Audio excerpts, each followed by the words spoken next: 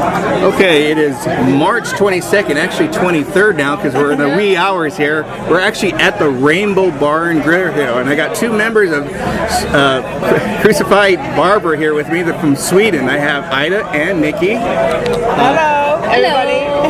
I just want to tell you, they just played a show and it was amazing, amazing. If you guys haven't heard of them or seen them, they are a must. This is the first time actually you guys are in the United States, correct? Yeah, that's right. We've been wanting to go here for so long, and now it's happening, and we're super excited about being here. So we just started off the tour a week ago, and we have 4.5 more weeks to go. So we're just kicking our rock and roll asses every night. Yeah, and especially today, I've been longing for this gig at Whiskey Go Go, and it was a real fun time. Yeah, there's a lot of history here. Yeah, it's like one of those places that you really want to play in your life, and now we've done that. So happy about that. And it's cool to be here at the Rainbow. Yeah. Now, a lot of people really, seriously, haven't heard of you guys and stuff, being in Sweden. So, how's the music scene in Sweden, really? It's great. It's great. We have so many bands coming out of Sweden, and it's actually quite a small country, and we have 9 million citizens, and we have probably 9 million bands. And everybody knows each other and stuff like that, and I have to say that a lot of Swedish bands are like a lot of Swedish bands, how do you say, is one of my favorite bands. Yeah. Very cool. So it's like when we do summer festivals, we always meet other Swedish bands, and it feels like home wherever you go. Well, it seems like in Europe and everything that you guys have a lot of really big festivals that happen out there. You have a lot of bands that are on there, so you get to meet a lot of different bands, not necessarily in Sweden, but from other countries that come over. Correct? Absolutely, I think it's a really good time to do some investigation and discover new bands and getting new influences and everything. Because festivals, people are so open-minded and everything. No, so we love playing festivals. It can be a hassle with the sound though, because you don't get sound check, so you just go out and play. So you never know what to expect, but the crowd is always great at festivals. Yeah, I agree with Ida, and especially when you get to see a lot of bands, like watching them and stuff like that. Now, how long have you guys been together? Like it says, you've been together actually for a long time. We have, and we all our grown-up lives. We've known each other since we were teenagers. Clara, the guitar player, I met her when we were 14, and we've been playing together for almost it's like 17, 18 years now. So it's more than half my life. And met Nicki. She's 2 years younger, so she's the baby in the band. Yep. Always gonna be. We met 98. Yeah, 98 we formed the band, and we took the name Crucified Barber, and since then we met Mia in 2001, but she was only playing guitars at that time, doing solo guitar, and we had another singer. That didn't really work out for us, so in 2004 when we got signed with our first record, we made a decision that Mia was gonna sing instead. I don't know. May I intrude? So we've been together for a long time, and we're like the best of friends and having so much fun being on tour together. And we're like Nicki always says, you have 3 wives. Yeah. Because you decide things. If we're going on tour or whatever, maybe I have to do something else with my family, stuff like that. I always have to call my wives and see what's going on. You have to. It can be pretty tough being on the road and everything like that. Yeah. But it works out well for us. Yeah. We're so close friends. So we're taking care of each other, and that's good. Now, growing up, what was some of the music that was, being from Sweden, what was some of the music that got you into, what you're doing? We grew up during the 90s, so Nirvana was my biggest inspiration. I only listened to the Nevermind album for like a year and was so into Nirvana. And that was really a good thing, because when we started out playing, you weren't that good at your instrument, and they make quite easy and catchy songs. So we did covers of like Smells Like Teen Spirit, and that's our 4-chord song all the way. way. So that was kind of nice to start out with that. But we kind of learned how to play together, and nobody besides me has taken any lessons or anything. But besides Nirvana, I was very into Alice in Chains, Soundgarden, all those grunge bands during the 90s. And then when I discovered that I love music, you of course want to try to find new bands, and I do that all the time. But I think all of us are more into classic rock than the modern sound of metal today. So, Okay, very cool. So you're pretty much the same way then, Nicki? Huh? You're pretty much the same way, you listen to the same? Yeah. Okay, cool. And then when you were growing older, it was heavier stuff, and I mean, I listen to a lot of music, and you get inspired from a lot of things, a lot of styles and stuff like that. So far, I mean, you guys have been on this tour now for how long now? You've been on the shows? we started off last Tuesday, so that would be like 1.5 weeks. Yeah, almost soon to be. Yeah. So how's American crowds been taking you guys so far? So well, everybody's so nice, and we were kind of worried because 3 of the girls in the band are like vegetarians, and so we were thinking about like American food, and a lot of people eat steaks and all these stuff here, but it's not been a problem at all, and people are treating us so nice, and you get such a different thing from if you compare it to Sweden, the service mindedness of everybody, how they are and how polite people are. That's you feel very welcome. I think it's so fun that some people that comes to the gigs, they're like, we've been waiting so long for you to come over here, and we're so happy to be here because we've been like Waiting too. Yeah, like the one gentleman, in fact, was just right here. He saw you guys at the meeting where he's been waiting like 6 years to see you guys. I know, that's crazy, and we've been waiting 6 years to see him too. So, and I hope we come back soon again because. So, right now, you said you have like about 4 more weeks and stuff like that. Yeah, Do you have anything else going on? Any other tours that you're going to be doing? we're gonna get back home, and then we're gonna do some one-off gigs in Italy and in Germany, and then we're gonna go on a European tour in May, and we're gonna go to France, Holland, Belgium, because we played a lot in Europe, and especially in France, it's going really well for us. So it's always good to come back there. They have a great food culture with a lot of red wine and a lot of cheese, and so it's always like stinky in our dressing room, like the cheese and stuff like that, because we love French cheese. And then the summer festival starts. So okay. That's great. What is your favorite place to go right now? Of course, you're barely in the United States, but what is one of the places you look forward to going to play? I would love to go to Japan. Yeah, really? And a lot of we did a tour in Australia some years ago, so I'd love to come back and play there, and also see New Zealand would be cool because of the beauty of the country would be very nice to experience, and I think right now it's we can't imagine being in any other place. It's so super cool for us to be here in the States, and I think we're just living kind of the dream at the moment, so we just try to focus on every day and get as much as possible out of it. Now, I've seen like in the album that you've done, that you've recorded, your first one was what, in 2005? Right. And then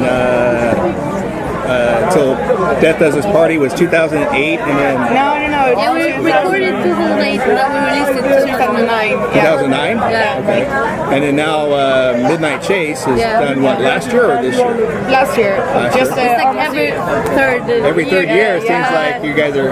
We're one of these type of bands that can't really focus on writing music on tour. There's a lot of bands that can't do it, and we're one of them. And we're always having a lot of different different tours going on. In 2006, we did a tour with Motorhead. We were supposed to write our next album, Till Death, but that didn't happen because we got the opportunity to play with them. Yeah, so and of course we wanted to.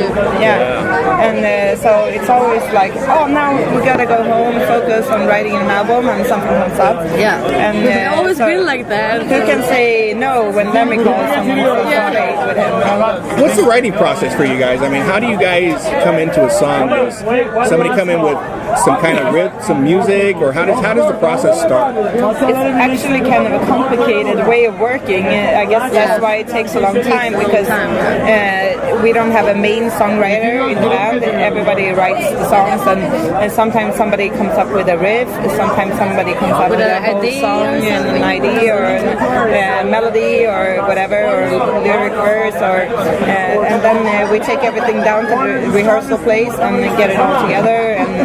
And so I guess we have different skills in the band. Mia, for instance, since she's a singer, she's really good at melodies. And me and Nicki, being the rhythm section, we always want to try to find different type of rhythms to work with. And Clara's very good at the arrangements. Yeah, Clara's really good at the melodic part and arrangements on the songs. So we try to work with everybody's the things that every member is best at to get the song in the best version it can be. Well, I understand that process takes a while, but whatever it is, it's working. Thank you. The stuff you're coming out with is amazing. It's so fun, like when we were starting to write this the Midnight Chase album. It was so fun because I think it was like 1 or 2 weeks before we went into the studio. It was like, under pressure. We were very good, like under pressure. We have to go into the studio soon. And I think we wrote the best songs like just before we went into the studio, like together. The Crucifier and Bruise and Bones, they were like and Shut Your Mouth. Yeah, yeah. It was just written in like 2 days. Because we felt like we hadn't strong enough songs, so we wanted to push ourselves to do better stuff. And so I think we were like being in the rehearsal place every day and like working with our producer. That was great. So that's good. That's really good. What would be if you had your pick, what would be like your dream tour to go on? Like, who would you like to really tour with? I was like, yes, exactly. Judas Priest? Yeah, that would be so fun. I love Judas Priest. I love them for so many years. But I also, of course, I have a lot of favorite bands. Doing the Motorhead tour was a dream because I also listened to them for so many years, and to get the opportunity to travel with them, and they're so nice to their opening bands, even though that they've been around for such a long time. They treat you very nice. They have their own chef with a menu of like 3 courses every day, and you can pick whatever you want to. Really? Yeah, his name is Richie. He's one of the greatest guys ever. And you can see that he loves food because he's a really big guy. It was so much fun because another band that we really love is Clutch, and they were playing as well on that tour with Motorhead. Yeah, so we went to see them yesterday at the House of Blues here. Yeah. Oh, yeah, they played. Yeah, and Clutch. We didn't have a chance to say hi to the band because we had to leave. But no, there's so many bands around that I'd love to tour with, and it was a long time since we did any opening act tours. So we're looking forward to. It's about time. Yeah, it's about time. And I would actually say that I would love to open for AC/DC too. Yeah. And I heard that Led Zeppelin is going on tour in 2014, which would be like a dream come true. Pretty epic. I'm sure a lot of people are waiting for that one. Yes. That will be the original lineup. Besides Bonham though. So far, with all the tours that you've been on and everything like that, is there one that stands out that is really memorable for you? That really, you kind of hold the heart that meant something to you? Was there one that really stood out? Some gigs you can remember, like that they were like, thinking like a milestone in your career. When we did there's a big festival in Sweden called Sweden Rock, where all the big bands are playing. This summer, Rush are playing their only one-off festival gigs in like the last 20 years or something in Sweden. So when we one of played my favorite festivals. Yeah, we played there many times, but the first time we played there was 2005, and we're gonna do this gig at 12 o'clock during the daytime. It was 2006 actually. Yeah. So we thought like 12 o'clock during the Nobody's daytime. gonna be there. It was raining and stuff like that. Yeah, and we peeked out just to look if somebody was in the crowd, and then they It had was full packed. broke the record of that stage. So it was 12,000 people. Crazy. Yeah. But then one of the highlights lately, we went to South America in November, and we did a show in Sao Paulo, and that was amazing.